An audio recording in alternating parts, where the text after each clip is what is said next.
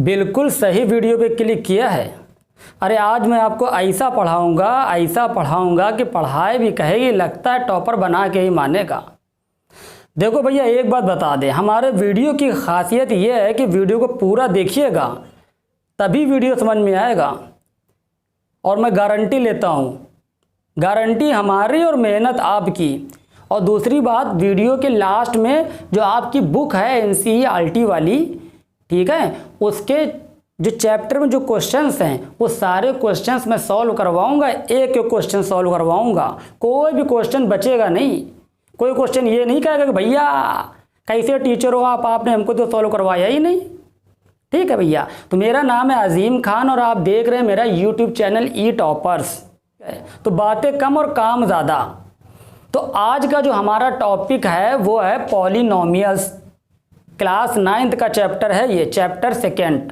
ठीक, तो पहली बात ये जान लें कि ये जो पॉलिनोमियल्स है ये बला क्या है आखिर, है ना। तो ये जो पॉलिनोमियल है बड़ी खतरनाक चीज़ है। ये देख के डरना नहीं, अगर डरोगे तो बहुत डराएगा ये, और अगर नहीं डरोगे तो तुम उसको डरा दोगे।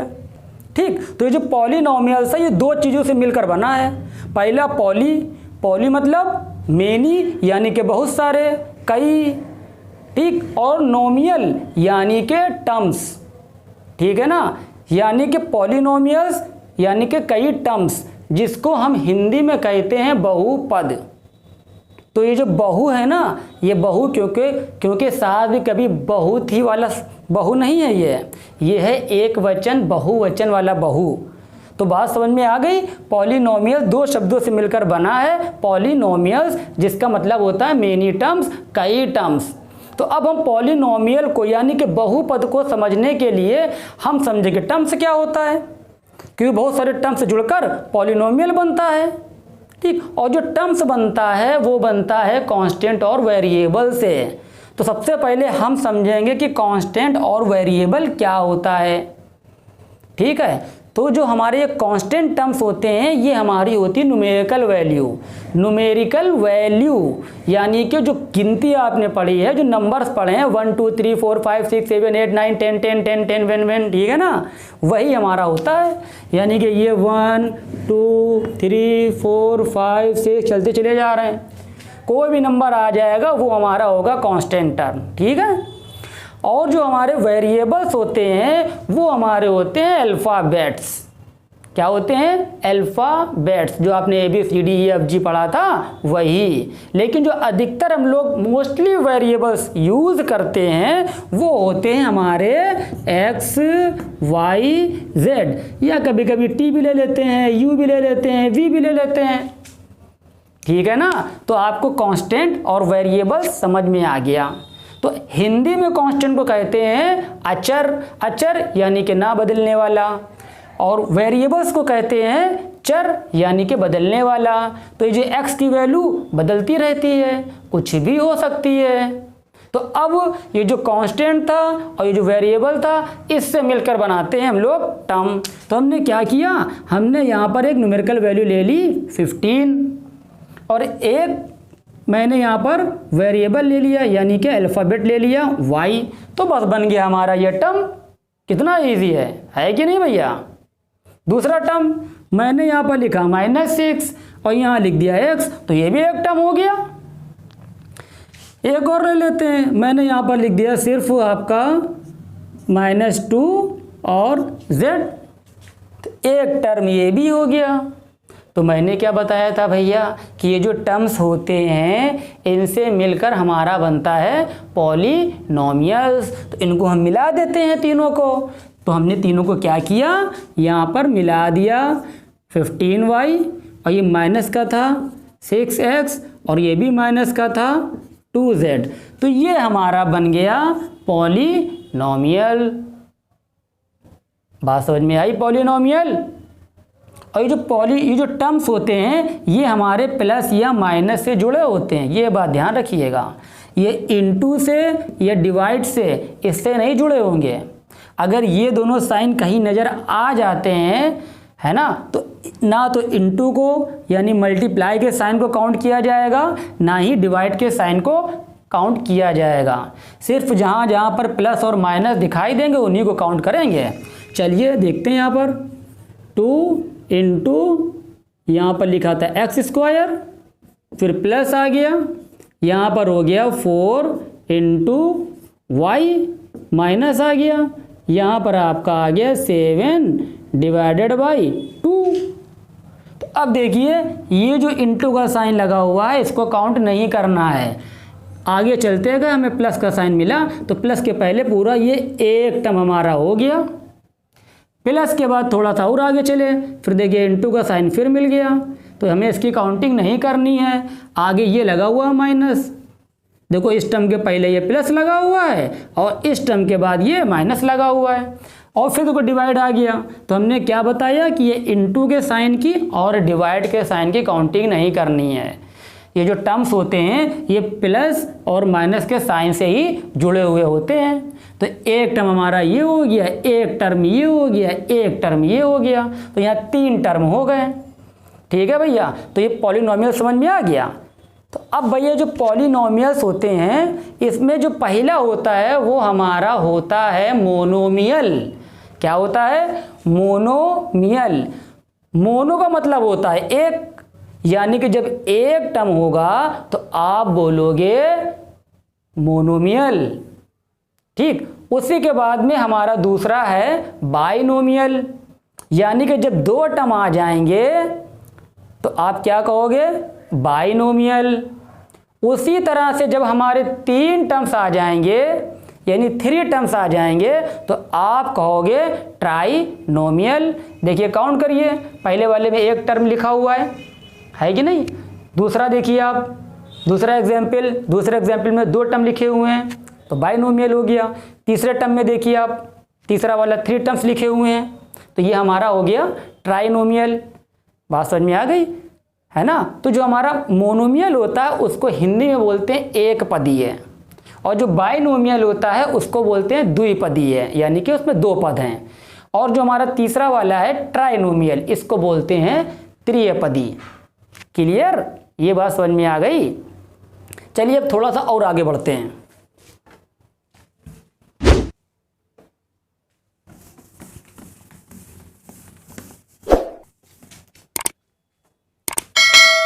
तो अब हम बात करते हैं डिग्री ऑफ अ पॉलिनोमियल के बारे में। तो जो पॉलिनोमियल होता है उसकी डिग्री भी होती है। ठीक है, देखिए एक छोटी सी चीज़ और बता दें, बहुत ही सोचने वाली चीज़ है, उसको दिमाग में बैठा लीजिएगा। ये जो हमारे टर्म्स थे है ना, इन टर्म्स से मिलकर जो हमारा पॉलिनोमियल बन रहा था वो एक तरह का हमारा एक्सप्रेशन था, एल्जेब्रिक एक्सप्रेशन। ठीक है, लेकिन इसमें कुछ कंडीशंस होती हैं जो मैंने यहाँ पर लिखा अभी, यहाँ पर ये 7x + 4y और +2, ये हमारा एक एल्जेब्रिक एक्सप्रेशन है और ये हमारा पॉलिनोमियल भी है। बात समझ में आ रही है? तो जो हमारे पॉलिनोमियल्स होते हैं वो एक तरह के एल्जेब्रिक एक्सप्रेशन ही होते हैं। तो उसमें एक छोटा सा डिफरेंस ये है कि जो हमारे वेरिएबल होते हैं है ना, इनकी जो पावर होती है वो पावर नॉन निगेटिव होनी चाहिए। पावर इनकी या तो होल नंबर होनी चाहिए, ठीक है, या फिर नॉन निगेटिव, यानी कि निगेटिव पावर नहीं होगी। अगर कहीं पर √x आ गया, ये ऐसा लिखा हुआ है 7√x + 2y और +z, तो देखिए जो वेरिएबल था रूट के अंदर आ गया, तो ये हमारा एल्जेब्रिक एक्सप्रेशन तो है लेकिन पॉलिनोमियल नहीं है। ठीक है ना? इसी तरह से अगर हमारा 7/x आ जाता +9x² + 2, तो यहाँ पर देखिए जो हमारा x था अपॉन में चला गया है ना, अपॉन में चला गया, तो जब इस x को ऊपर उठाकर लाएंगे तो ये बन जाएगा x⁻⁻1। आ गया ना निगेटिव पावर, तो ये भी आपका क्या है? एल्जेब्रिक एक्सप्रेशन तो है लेकिन पॉलिनोमियल नहीं है। तो ये बात ध्यान रखिएगा कि हमारे जो x, y, z यानी कि जो वेरिएबल हैं अगर अपॉन में आ रहे हैं और रूट के अंदर आ रहे हैं, या फिर जो पावर है इनकी इस तरह से आ रही है 1/4 आ गई या 2/3 पावर आ गई, तो ये भी क्या होंगे? एल्जेब्रिक एक्सप्रेशन तो होंगे लेकिन पॉलिनोमियल नहीं होंगे। अभी जब मैं आपको चैप्टर के क्वेश्चन सॉल्व करवाऊंगा तो ये चीज़ बिल्कुल क्लियर हो जाएगी, एकदम दिमाग में बैठ जाएगी, बिल्कुल भूलोगे नहीं मरते दम तक। बस मेरा चेहरा याद कर लेना, फ़ौरन याद आ जाएगा। ठीक है, तो हम भैया क्या बता रहे थे? हम बता रहे थे डिग्री ऑफ अ पॉलिनोमियल।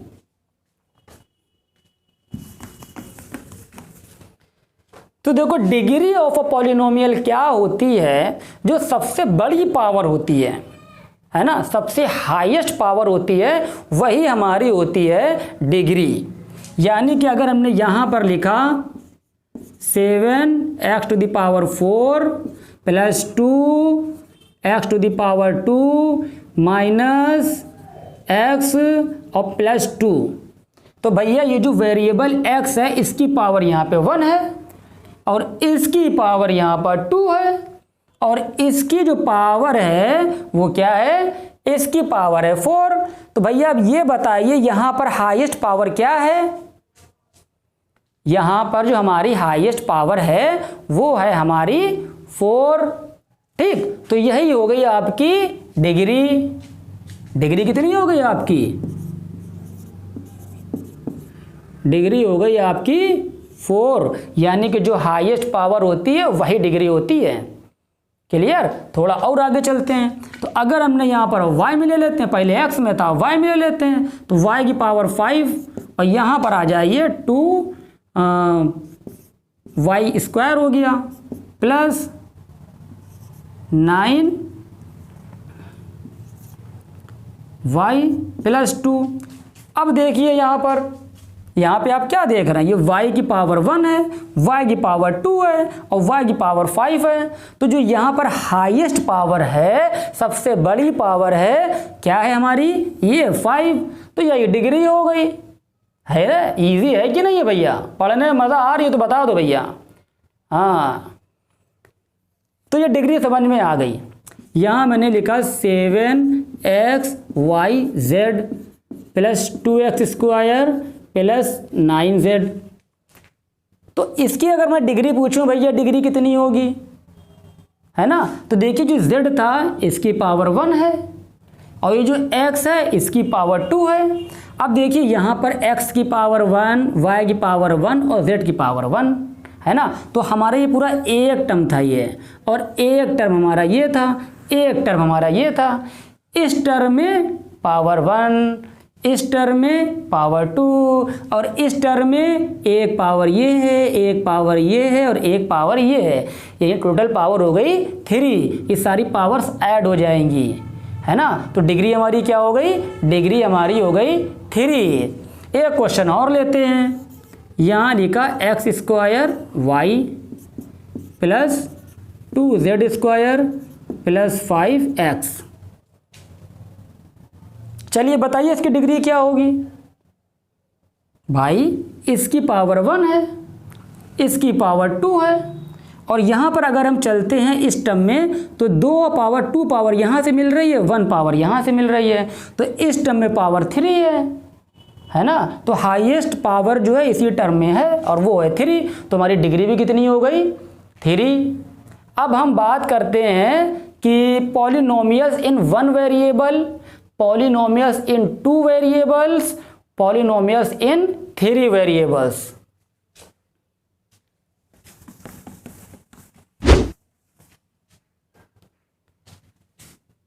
मैंने यहां पर लिखा 6x स्क्वायर 4x माइनस 2। तो यहाँ पर अंधा भी देख के बता देगा कि सिर्फ यहाँ पर जो वेरिएबल है x आई हुई है, इसके अलावा कोई दूसरी वेरिएबल नहीं आई हुई है। ठीक है, दूसरा क्वेश्चन लेते हैं। यहाँ पर मैंने कर दिया 6xy प्लस 9z प्लस 2। देखिए भैया यहाँ पर एक आपका x भी है, यहाँ एक वेरिएबल y भी है और एक वेरिएबल z भी है। तो यहाँ पर कितने वेरिएबल्स हैं? How many variables are there in this question? There are 3 variables. ठीक, तो जो ये था हमारा, इसमें सिर्फ एक ही वेरिएबल आ रही है, तो ये आपका हो गया पॉलिनोमियल इन 1 वेरिएबल। क्लियर? और जो ये था हमारा, ये हमारा था पॉलिनोमियल इन 3 वेरिएबल्स। और इसी में अगर आपका ये आ जाता 8x² प्लस 4y और प्लस 9, तो ये आपका हो जाता पॉलिनोमियल इन 2 वेरिएबल्स। एक वेरिएबल आपकी x है और एक वेरिएबल आपकी y है। पॉलिनोमियल के लिए फिर मैं बता दे रहा हूँ, एक बात ध्यान रखिएगा, ये वेरिएबल्स कभी भी डिनोमिनेटर में नहीं आएंगी। यानी फ्रैक्शन वाला क्वेश्चन अगर होगा तो अपॉन के नीचे कभी भी XYZ नहीं आएगा। टी भी हो सकता है ना। रूट के अंदर नहीं आएगा, root x, root t, root y, clear. या फिर या इस तरह से 1/4 जो पावर इसकी है फ्रैक्शन टाइप में नहीं होगी। इतनी बात क्लियर हो गई। बस अब एक आखिरी चीज़ और रह गई है, उसको समझाने के बाद में मैं आपकी बुक की एक्सरसाइज शुरू कर देता हूं।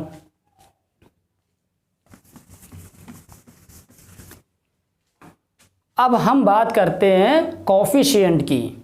कॉफिशिएंट जिसको हिंदी में कहा जाता है गुणांक, है ना।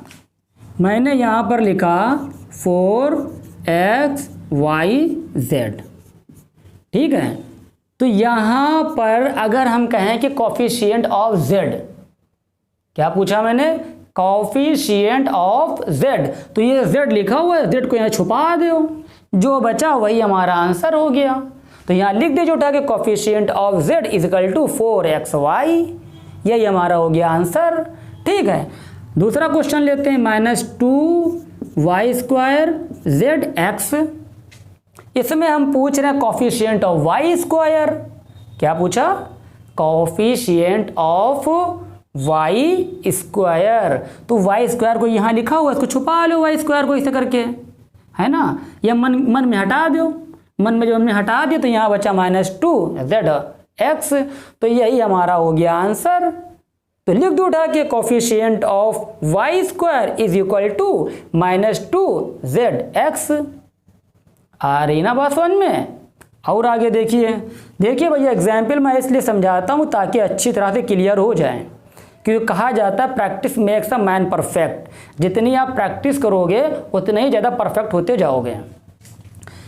यहाँ पर मैंने ले लिया -4/3 और यहाँ पर आपका आ गया y² z² और ये x, ठीक। तो अगर यहाँ पर पूछा जाता कि कॉफिशिएंट ऑफ x, फौरन x को छुपा देते हम और जो हमारे पास बचता यही हमारा आंसर हो जाता। अगर ये पूछा जाता कॉफिशिएंट ऑफ, देखिए माइनस भी आएगा, ये माइनस ना भूल जाइएगा, क्योंकि सिर्फ हमने x को हटाया था यहाँ से, ये कॉफिशिएंट ऑफ x हट जाएगा और जो पूरा बचा है इतना ये पूरा हमारा ये आंसर हो जाएगा, ठीक है। अगर यहाँ पर ये पूछा जाता कॉफिशिएंट ऑफ z², तो यहाँ से z² को अब हटा दीजिए, बचेगा -4/3 y² और x, ये हमारा हो जाता आंसर। अगर पूछा जाता कॉफिशिएंट ऑफ 4/3 या कॉफिशिएंट ऑफ कांस्टेंट टर्म, भाई 4/3 क्या है, न्यूमेरिकल वैल्यू है, और जो न्यूमेरिकल वैल्यू होती है वही होता हमारा कांस्टेंट टर्म, है ना। तो ये जो कांस्टेंट है, अगर यहाँ पे ये पूछता कि कॉफिशिएंट ऑफ कांस्टेंट, तो कांस्टेंट को यहाँ से हटा देते 4/3 को, तो ये माइनस बचता, y² बचता, z² बचता, x बचता, वही हमारा हो जाता आंसर, ठीक। तो भैया इसमें तो भी एक टर्म था, हमारे 2 टर्म्स भी आ सकते हैं, 3 टर्म्स भी आ सकते हैं और हमारे 4 टर्म्स भी आ सकते हैं। तो हम क्या करें, अब 3 टर्म्स ले लेते हैं, 7x² plus 2xyz minus 9y²। तो भैया यहाँ पर पूछा जा रहा है कॉफिशिएंट ऑफ y²। क्या क्वेश्चन कह रहा है, क्वेश्चन कह रहा है कॉफिशिएंट ऑफ y² बताइए। इसमें तो y² है ही नहीं ना, इस टर्म में है, इस टर्म में मिल गया हमको y²। तो y² को छुपा के अगर हम देखते हैं, यही वाला टर्म देखेंगे, खाली इसको नहीं देखेंगे हम, क्योंकि y² इसी में था, ये जो चोर छुपा हुआ था इसी घर में छुपा हुआ था ये। हाँ, तो पुलिस इसको नहीं पकड़ेगी, इसी को पकड़ेगी। तो जो y² था यहाँ पर ठीक है, तो कॉफिशिएंट इसका क्या हो गया, इसका कॉफिशिएंट हो गया -9। y को छुपा कर देखिए आप, तो आपका आ गया -9। अगर यहाँ पूछता भैया कॉफिशिएंट ऑफ z, तो इसमें तो z है ही नहीं, इसमें भी z नहीं है, देखो इसमें z दिखाई दे रहा है ना। तो अब ना ये टर्म देखेंगे हम, ना ये वाला टर्म देखेंगे, हम सिर्फ ये वाला टर्म देखेंगे। यहाँ प्लस है, ध्यान रखिएगा, यहाँ माइनस है ये, तो जब कॉफिशिएंट लिखते हैं तो विद साइन लिखा जाता है। तो कॉफिशिएंट ऑफ z को यहाँ छुपा के देखते हैं हम, तो हमें मिल रहा है 2xy, तो यही हमारा हो जाएगा coefficient of z is equal to 2xy। ठीक, अगर पूछता कि कॉफिशिएंट ऑफ x स्क्वायर, तो x स्क्वायर इसमें था हमारा, था कि नहीं था, तो कॉफिशिएंट ऑफ x स्क्वायर हमारा आंसर हो जाएगा 7। ठीक है भैया, समझ में आ गई सब चीज़ें। चलिए जो आपका चैप्टर है चैप्टर 2, तो 2.1 को हम लोग सॉल्व करते हैं पूरा। चैप्टर शुरू करने से पहले एक छोटी सी बात और समझ लीजिए आप लोग, बहुत ही ज़रूरी बात है ये, कि हमारा लीनियर पॉलिनोमियल क्या होता है, क्वाड्रेटिक पॉलिनोमियल क्या होता है, क्यूबिक पॉलिनोमियल क्या होता है ना, ये मैं आपको बता देता हूँ। तो जो मैंने अभी आपको x + 9, ठीक है, तो जब डिग्री 1 होगी, क्या होगी, जब डिग्री हमारी 1 होगी तो वो हमारा कहलाएगा लीनियर पॉलिनोमियल, ये बात याद रखिए। और जब डिग्री हमारी 2 होगी, क्या होगी, डिग्री हमारी 2 होगी, यहाँ चाहो कुछ भी लिख लो, उससे मतलब नहीं, हमें डिग्री से मतलब है खाली बस, हाँ ये समझ लो। तो इसकी डिग्री, इसकी पावर 1 थी, इसकी पावर 2 थी, तो हमारी डिग्री क्या हो गई, डिग्री होती है हाईएस्ट पावर, तो हमारी हाईएस्ट पावर 2 है, यानी डिग्री 2 हो गई, तो ये हमारा हो गया क्वाड्रेटिक पॉलिनोमियल। अगर यहाँ पर आपका होता 4x³ होता, अगर आपका क्या होता, जो डिग्री हमारी होती वो हमारी होती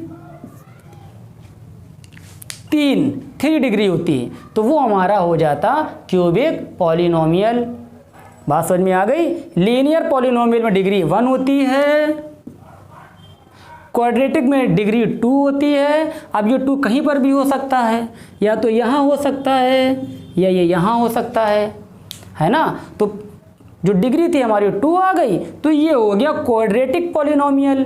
और इसमें जो डिग्री नज़र आ रही है 3 नज़र आ रही है 3, तो ये हमारा हो गया क्यूबिक पॉलिनोमियल। ठीक है ना भैया। तो देखिए भैया, हम लोग आपकी NCERT वाली बुक में आ गए हैं। ये आपका 2.1 एक्सरसाइज है ना। तो इसमें कह रहा है which of the following expressions are polynomial. पहला क्वेश्चन तो ये कह रहा है कि इसमें पॉलिनोमियल्स कौन कौन से हैं, ठीक। फिर आगे कह रहा है in one variable and which are not. कह रहा है 1 वेरिएबल में पॉलिनोमियल कौन कौन से हैं और कौन से नहीं हैं, और state reason for your answer. तो अपने आंसर के लिए इसका रीज़न भी देना है, क्यों है या क्यों नहीं है, ठीक है। तो पहला वाला क्वेश्चन देखिए, ये हमारा 1 वेरिएबल है क्योंकि x यहाँ भी आया हुआ है, x यहाँ पर भी आया हुआ है कि नहीं है। तो ये पॉलिनोमियल भी है क्योंकि नॉन निगेटिव पावर है इसकी, है कि नहीं। तो ये हमारा पॉलिनोमियल है और 1 वेरिएबल है। आगे आ जाते हैं, देखिए यहाँ पर xy² + √2। तो देखिए अगर ये रूट इसके ऊपर लगा होता, यहाँ पर अगर x² ना होता तो, ठीक है, अगर y के ऊपर रूट लगा होता और यह y² ना होता तो आपका ये पॉलिनोमियल नहीं होता। और ये पॉलिनोमियल है और 1 वेरिएबल है क्योंकि इसमें एक ही वेरिएबल है। तो ये भी आपका पॉलिनोमियल इन 1 वेरिएबल है और ये भी आपका पॉलिनोमियल इन 1 वेरिएबल है, ठीक।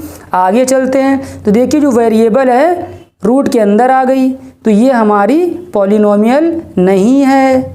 वेरिएबल तो 1 ही है लेकिन भैया ये पॉलिनोमियल नहीं है, ये एल्जेब्रिक एक्सप्रेशन तो है लेकिन पॉलिनोमियल नहीं है। यहाँ पर देखिए y आ गया अपॉन में। मैंने अभी अभी आपको बताया था जब मैं वाइट बोर्ड पर पढ़ा रहा था कि अगर x, y, z ये जो वेरिएबल्स होती हैं अगर डिनोमिनेटर में आ जाएं तो हमारी क्या होती हैं, वो आपकी पॉलिनोमियल्स नहीं होती। यानी y को उठा के ऊपर लेकर हम आएंगे तो y⁻⁻1 हो जाएगा। तो ये भी हमारी नॉन निगेटिव नहीं है जो वेरिएबल है। इसलिए पॉलिनोमियल नहीं हुआ। आगे आ जाओ भैया, देखो ये पॉलिनोमियल तो है लेकिन 3 वेरिएबल्स हैं, 1 वेरिएबल, 2 वेरिएबल और ये 3 वेरिएबल्स।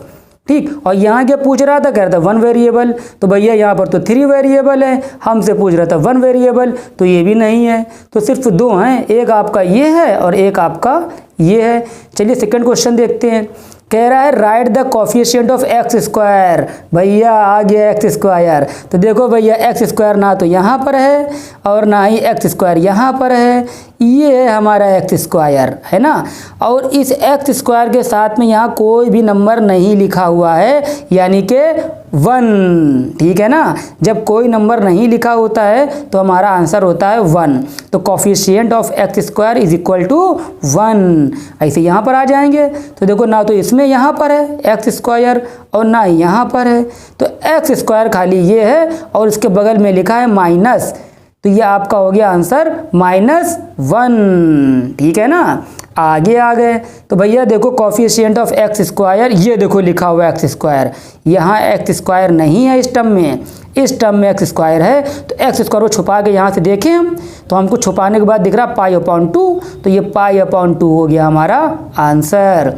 आगे आ गए, कह रहा कोफिशिएंट ऑफ एक्स स्क्वायर, लो कर लो बात, यहाँ पर तो एक्स स्क्वायर है ही नहीं, बेवकूफ़ बना रहा है ये तो भैया जब नहीं है तो आपका आंसर हो जाएगा 0, ठीक है ना। आगे देखिए क्वेश्चन नंबर 3। क्वेश्चन नंबर 3 कह रहा है give 1 example each of a binomial of degree 35।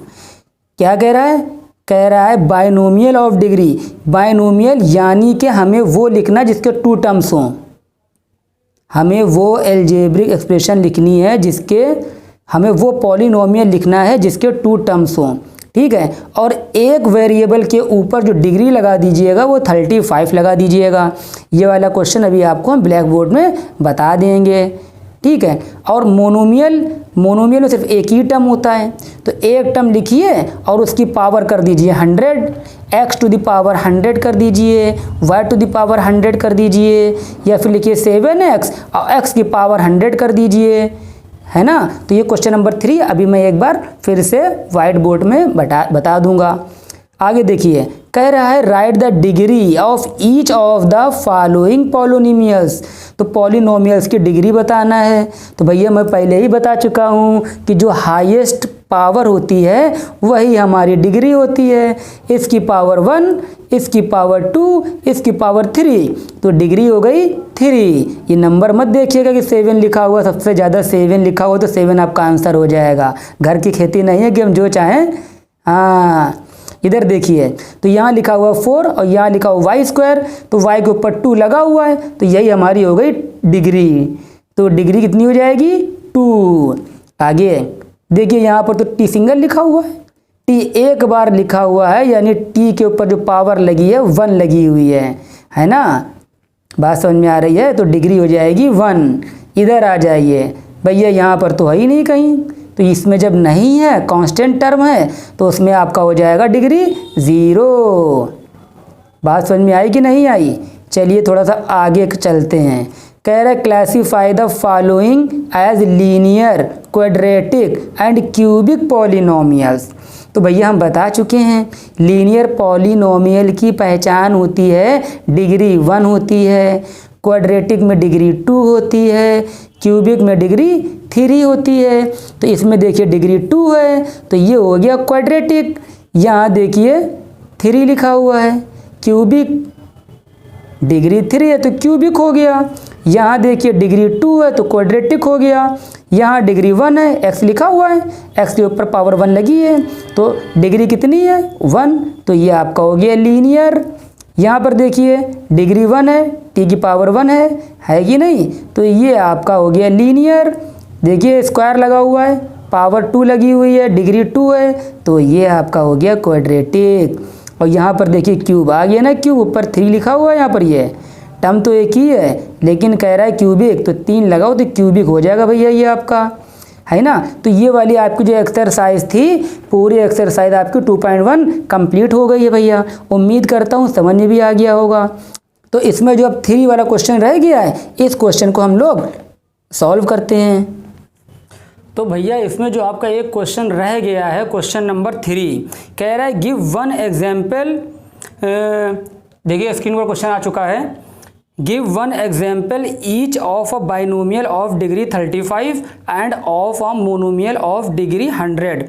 यानी कि एक एग्जाम्पल देना है बाइनोमियल का जिसकी डिग्री 35 है। तो आप क्या करिए भैया, बाइनोमियल में बता चुका हूँ जिसमें 2 टर्म्स होते हैं वो होता है बाइनोमियल। तो हमने यहाँ पर लिख लिया एक्स स्क्वायर और प्लस एक्स, चाहिए ये लिख लीजिए आप, ठीक है, या फिर आप ये लिख लीजिए y प्लस 9, इससे भी 2 टर्म्स हैं, या चाहिए तो आप ये लिख लीजिए x टू द पावर 5 और ये, ठीक। लेकिन ये कह रहे हैं जो बाइनोमियल होनी चाहिए इसकी डिग्री 35 होनी चाहिए। तो हम क्या करें, इसके ऊपर 35 लगा देते हैं हम, इसके ऊपर 35 लगा देते हैं हम, इस पर तो 5 लिखा हुआ है तो यहीं पर लगा सकते हैं 35 हम, क्योंकि डिग्री जो होती है वो होती है आपकी हाईएस्ट पावर, ठीक है। तो ऐसे बहुत सारे आप बना सकते हो, पर इतना ध्यान रखना है कि वो बाइनोमियल होनी चाहिए, यानी कि उसमें 2 टर्म्स आने चाहिए और जो डिग्री है वो आपकी 35 होनी चाहिए। इसी तरह से इसमें ये कह रहा है कि एक मोनोमियल, तो मोनोमियल में आप लिख लीजिए 7x, लिख लिया, लेकिन अभी पूरा कंप्लीट नहीं हुआ ही है। कह रहा है इसकी जो डिग्री होनी चाहिए 100 होनी चाहिए, तो हमने भैया डिग्री लगा दी 100, हो गया मोनोमियल डिग्री 100, आंसर हो गया। इसके अलावा अगर आप चाहो तो ये माइनस कर लो, -5y कर लो, तो y के ऊपर 100 आ जाएगा ये। और ज़्यादा परेशानी है तो यह कांस्टेंट टर्म मत लिखिए आप, सिर्फ आप z लगा दीजिए, 100 कर दीजिए, यहाँ से 7 हटा दीजिए, खाली ये कर दीजिए, चाहिए माइनस लगा दीजिए। हमें इससे कोई मतलब नहीं है कि हमें x के साथ माइनस लगाना है या कोई कांस्टेंट टर्म लगाना है, बस हमारा जो है वो आपका मोनोमियल होना चाहिए, यानी कि एक टर्म होना चाहिए और जो उसकी पावर है वो 100 होनी चाहिए, है ना, हाईएस्ट पावर 100 होनी चाहिए। क्लियर? तो ये आपकी एक्सरसाइज पूरी कंप्लीट हो गई। भैया उम्मीद करता हूँ कि जो कुछ मैंने पढ़ाया आप लोगों को समझ में आ गया होगा, और इसका सेकंड पार्ट आप लोग ज़रूर देखिएगा, क्योंकि आज मैंने इसमें लिया था एक्सरसाइज 2.1 और इसका जो सेकंड पार्ट है उसमें हम लोग लेंगे एक्सरसाइज 2.2 और उसको भी मैं कंप्लीट कर दूंगा मैक्सिमम 10 या 15 मिनट में। आपकी बुक के जो सारे क्वेश्चंस हैं मैं सारे क्वेश्चन सॉल्व करवाऊंगा। इसलिए अगर आपने मेरे चैनल को सब्सक्राइब नहीं किया है तो भैया जल्दी सब्सक्राइब कर लो आप, क्योंकि आपको बहुत ही ज़्यादा बेनिफिट मिलने वाला है, टॉप करने वाले हो आप, ये समझ लो आप।